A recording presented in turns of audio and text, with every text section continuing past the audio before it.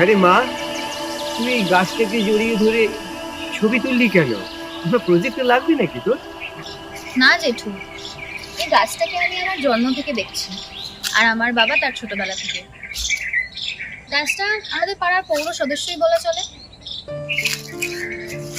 আত্মীয় স্বজন, পাড়া প্রতিবেশী কেউ মারা গেলে আমরা তাদের ছবি সোশ্যাল মিডিয়ায় আপলোড করি রেস্ট ইন পিস।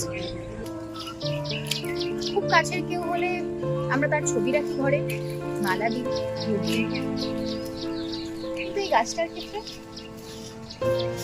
তাই ভাবলাম একটা ছবি তুলে রাখি ওর সাথে।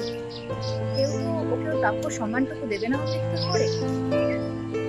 অগত্যা আমি দিলাম।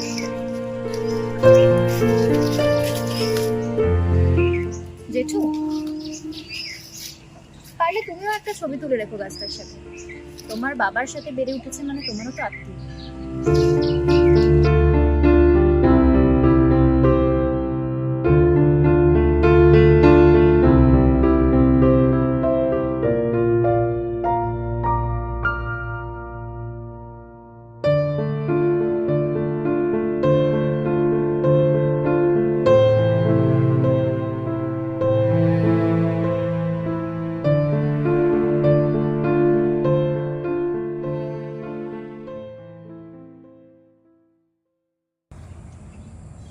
দাদা, গাছ কাটার লোক নিয়ে এসছি।